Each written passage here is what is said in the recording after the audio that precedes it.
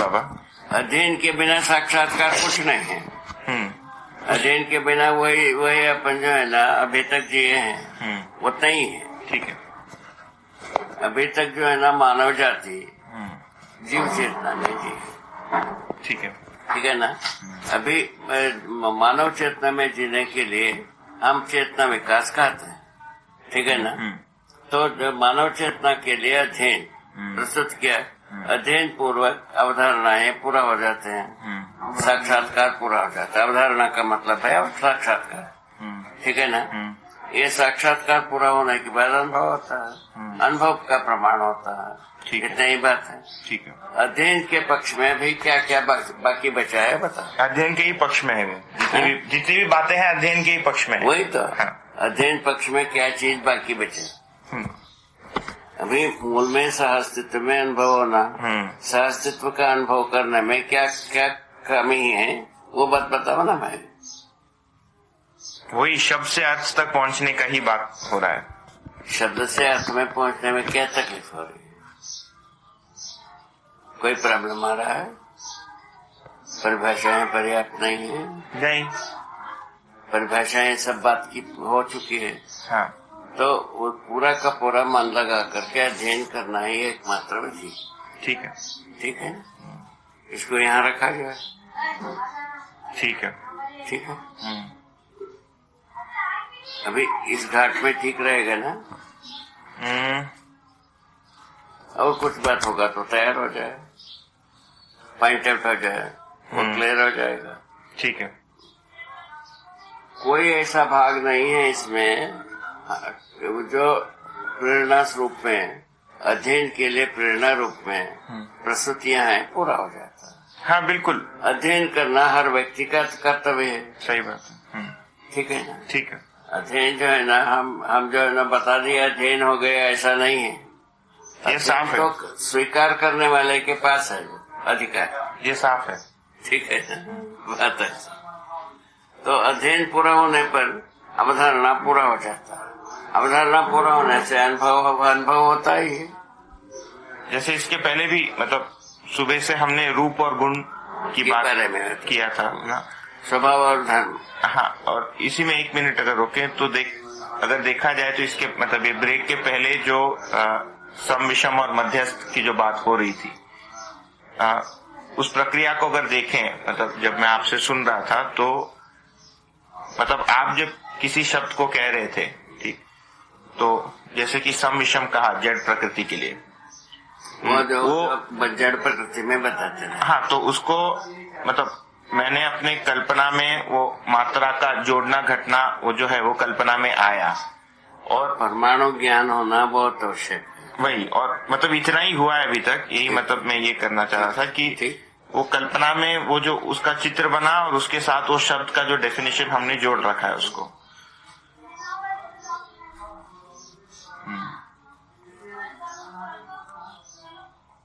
अभी जो कुछ भी स्वीकृतियां हैं जीवन में है, इसको पाने के लिए परमाणु का ज्ञान होना बहुत जरूरी है ना। है ना। जीवन परमाणु के रूप में ही है। ठीक है। रचना के रूप में नहीं है। ठीक है। अणु के रूप में नहीं है। अणुरचित रचना नहीं है। जीवन एक परमाणु है ना। परमाणु के रूप में जो कुछ भी है, आकार आयतन घन, वो अपने स्वरूप में है। ठीक है। उसका क्रिया से जीवन, क्रिया से जीवन का पता लगता है। ठीक है ना। हर व्यक्ति में जीवन क्रिया जीवन ही देख पाता है। उसका विधि बताया। मन को देखता है वृत्ति, शरीर को देखता है मन। ठीक है। शरीर का दृष्टा मन और मन का दृष्टा वृत्ति, वृत्ति का दृष्टा चित्त, चित्त का दृष्टा बुद्धि, बुद्धि का दृष्टा आत्मा। एक विधि ये बताया, इसमें अपने को पारंगत होना है। दूसरा विधि से ये बताया तो जिसका जो है ना माने अनुभव, मन जो है ना वृत्ति में अनुभूत होता है, वृत्ति चित्त में, चित्त बुद्धि में, बुद्धि आत्मा में, आत्मा सहअस्तित्व में अनुभूत होता है। क्या हो गए, इधर सहअस्तित्व अंतिम सीढ़ी बनी, इधर जो है ना शरीर अंतिम सीढ़ी बनी। तो अंतिम सीढ़ी शरीर को रखा जा सकते हैं, शरीर ज्ञान ही होता है, शरीर के साथ जीना ही बनता है, 4.5 क्रिया ही होती है, ठीक है ना। और इधर जो है ना अनुभव को अंतिम सीढ़ी के रूप में पहचानते हैं, उसके बाद जीवन रूप में जीना बन जाता है। जीवन रूप में जीने में जीवन की आवश्यकता पूरा होता है, शरीर की आवश्यकता भी पूरा होता है। ठीक है, ठीक है। इस पर अपने को तुलने की जरूरत, अध्ययन पूरा होने की बात, निष्ठा की बात, जीने की बात, इतनी बात है। और आगे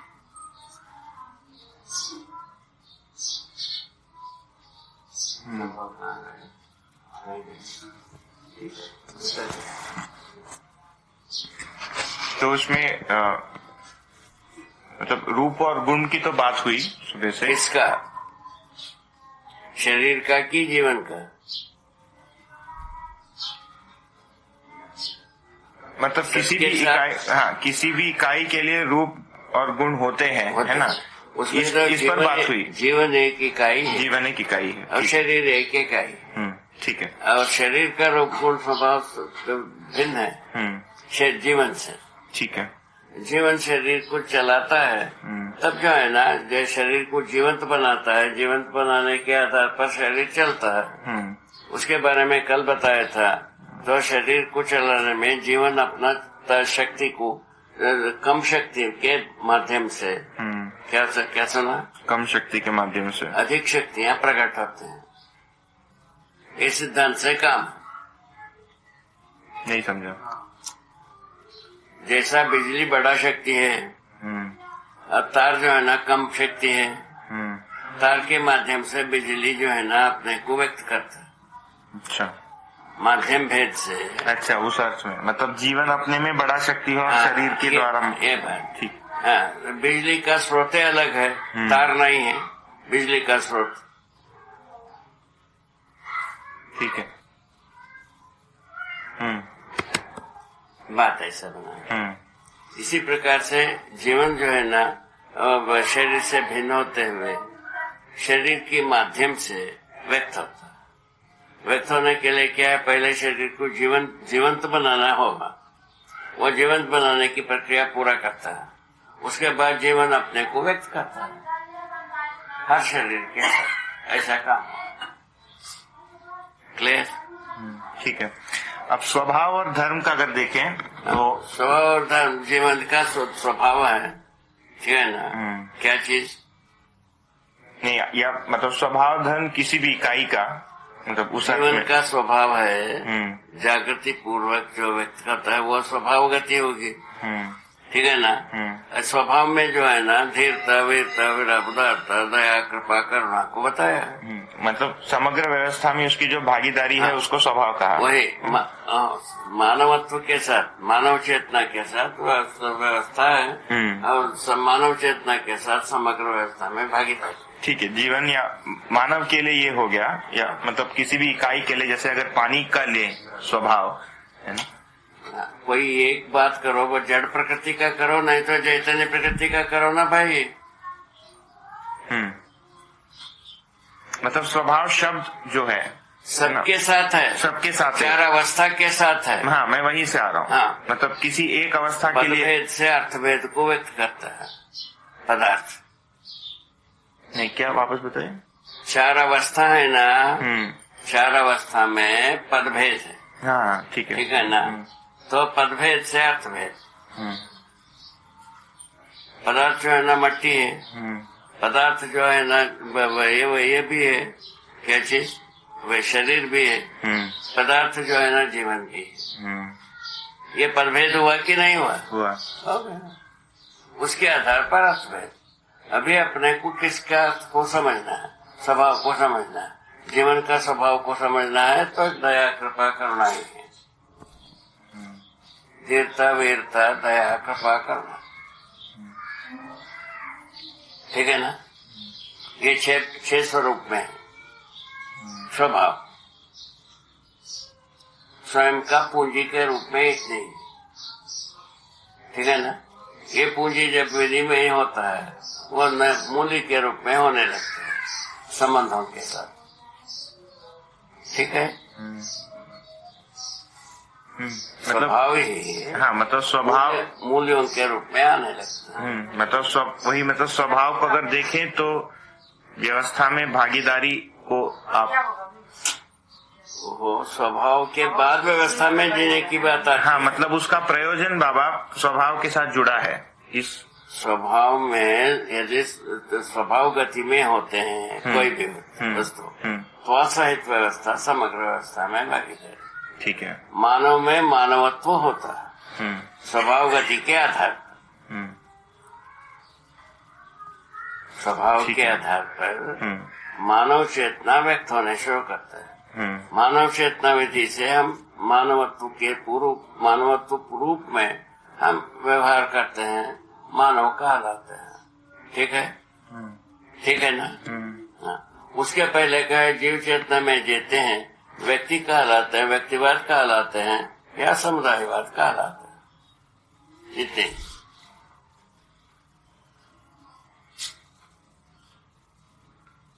समुदाय की मान्यताएं होते हैं, समुदाय का कोई स्वभाव होता नहीं है। स्वभाव गति में ना होने के कारण से समुदाय होता है। समुदाय का कोई स्वभाव गति नहीं होती, हरदम चेंज होता रहता है, परिवर्तित होता रहता है। ये कब तक परिवर्तित होगा? स्वभाव गति में जब तक नहीं पहुंचेंगे तब तक परिवर्तन होगा। ठीक हो गए? ये ठीक हो गए ना। जैसे पानी का स्वभाव ना कहीं कहीं कूदने वाली बात ना हो, मानव को पहले तय कर लो।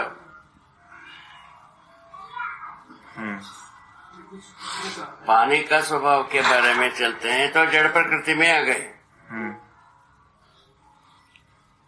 ठीक है ना। शरीर का स्वभाव को सोचो, ज्यादा अच्छा होता है, ठीक है।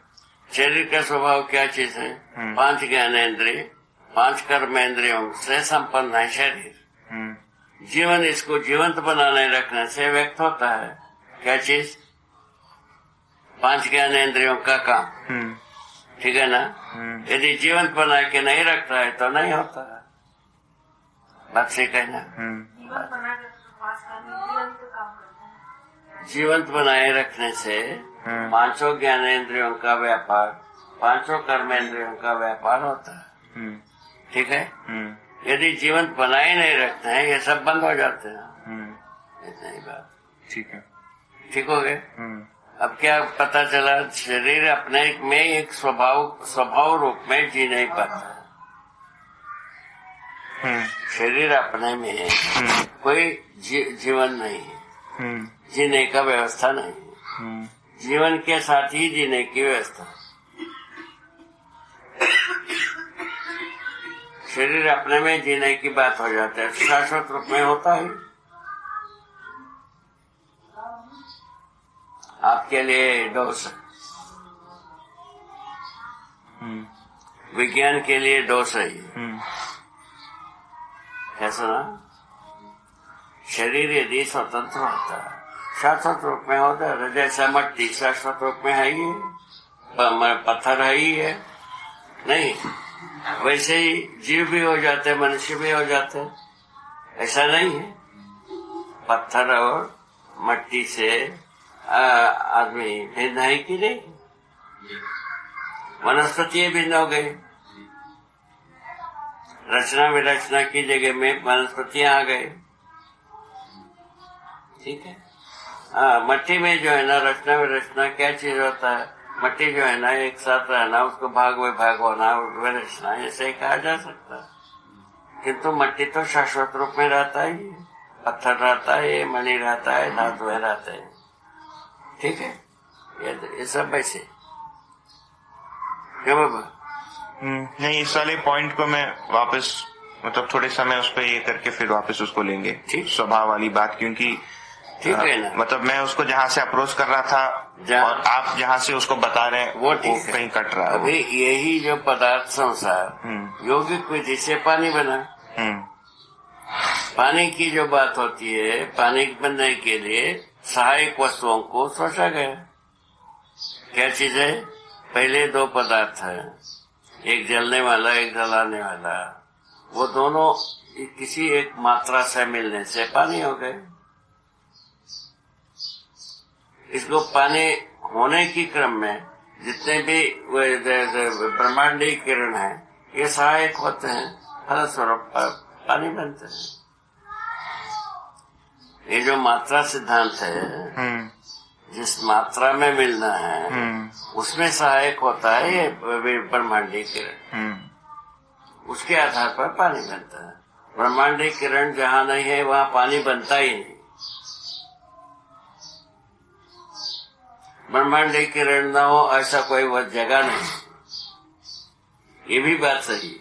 मतलब हर जगह पानी बन ही सकता सब जगह में पानी हो सकता है, वो संभावना बना हुआ है। इसीलिए चंद्रमा में भी पानी हो सकता है, मंगल में भी हो सकता है और कोई विकसित धरती पर हो सकता है। ऐसा कुछ सोचा जा रहा है। ठीक है। तो बाबा पानी होगा तो फिर बाकी अवस्था भी धीरे धीरे वहाँ। हाँ ठीक है ना। कहीं भी होगा ब्रह्मांडीय किरण सभी धरती के साथ जुड़ा। हाँ। तो जब तो भी धरती अपने में समृद्ध होता है, पानी बन जाए, पानी होने की व्यवस्था बनता है। और ये ब्रह्मांडीय किरण ऊष्मा है कि प्रकाश? किसको कह रहे हैं? ब्रह्मांडीय किरण ऊष्मा को कह रहे हैं या प्रकाश? वो तो देखिए, ब्रह्मांडीय किरण वस्तु के ऊपर प्रभावित होता है। मैंने दो वस्तु के ऊपर, दोनों वस्तुएं जब कभी अपने ताकत से अधिक होते हैं, वो ताप भी हो सकता है या जल भी हो सकता है। मैंने कुल मिलाकर के ऊर्जा क्रिया के रूप में ऊर्जा रूप में परिणत होने वाली बात बढ़ जाता है ना। वही ब्रह्मांडीय किरणों के आधार पर ताकत, वो जो स्वाभाविक रूप में जो क्रिया से जो ताकत है, किससे? क्रिया से जो ताकत है, व्यापक वस्तु में संपर्क होने से जो क्रिया है उससे ज्यादा बढ़ता है।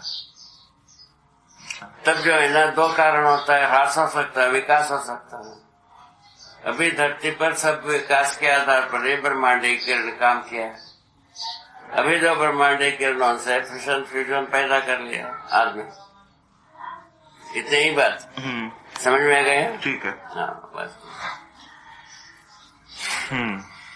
और आगे ठीक है। मैंने भाषा को अगर देखें तो ये पूरी बात को आप जो है कारण गुण और गणितात्मक भाषा की विधि से मतलब आप बता रहे हो। तीनों भाषा ही है। हाँ, तीनों भाषा ही कारण विधि से भाषा, कारण गुण गणित के संयुक्त रूप में मानव भाषा रेखा। ठीक है। ठीक है ना। कारण भाषा से हम सहअस्तित्व को पहचानते हैं। मैंने व्यापक वस्तु में संपूर्ण वस्तु होने की बात पहचानते हैं, है ना। गुणात्मक भाषा से विकास क्रम विकास, जागृति क्रम जागृति को पहचानते हैं। ठीक है ना। गणितात्मक भाषा से एक वस्तु को पहचानते हैं, एक को पहचानते हैं। फलस्वरूप एक जैसा अनेक को पहचानते हैं। ठीक है ना। एक को पहचाना तो एक वस्तु को पहचाना, एक पत्थर को पहचाना, एक परमाणु को पहचाना, एक अणु को पहचाना, एक धरती को पहचाना, एक मनुष्य को पहचाना, एक जानवर को पहचाना, ऐसा बहुत हो गए। ठीक है ना। पहचानने पर अपने को संख्या ज्ञान, ठीक बन रहे ना। संख्या ज्ञान होने की पश्चात क्या हुए? गणितीय ज्ञान से जो जितने भी इसके क्रियाकलाप एक संख्या से संबंधित बात पर अपन तुल गए, है ना। नाप तोल दो आ गई संख्या के साथ। नाप और तोल दो चीज आ गए ना। दोनों चीज आने से इसके ऊपर गणित को निर्भर किया। ठीक है। उसके बाद एक तो हुआ एक जोड़ घटाना, ऐसे जो एक एक को अनेक में अनेक जोड़ना, एक एक को अलग अलग करना, ठीक है, ये हुआ। उसके बाद दूसरा विधि मैंने विखंडन विधि। विखंडन में एक को 10 में भाग किया, एक भाग किया, उसमें पुनः 10 भाग किया, इस प्रकार से होते विखंडन करते गए, ठीक है ना। ये संख्यात्मक गणित हुई विखंडन। ये जो कार्यात्मक गणित हुई जोड़ना घटाना, एक एक को जोड़ना घटाना, ये कार्यात्मक गणित हुई, ठीक है ना। ठीक है, ऐसे बना हुआ स्वाभाविक रूप। अब उसके बाद आता है मनुष्य के पास, यह संख्यात्मक गणित से हम काम चलाते हैं या कार्यात्मक गणित से काम चलाते हैं, ठीक है। विखंडन विधि से हम कार्य चला पाते हैं, कार्यात्मक गणित से हम कार्य चलाते हैं। इसमें अर्थ है कार्यात्मक गणित से काम चलता है, विखंडन विधि से क्या कोई चीज काम चलता ही नहीं। विखंडन विधि से काम चलता नहीं है। चलता है कोई चीज।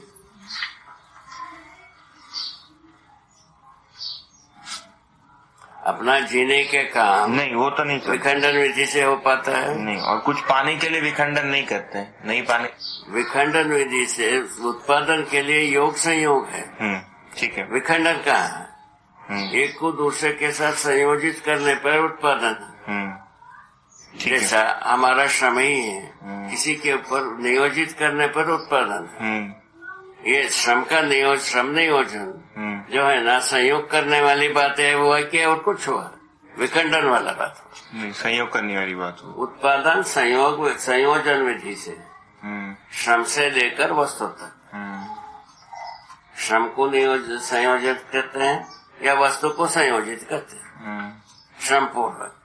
श्रम दोनों में लगता है, ठीक, ऐसे उत्पादन में ही है।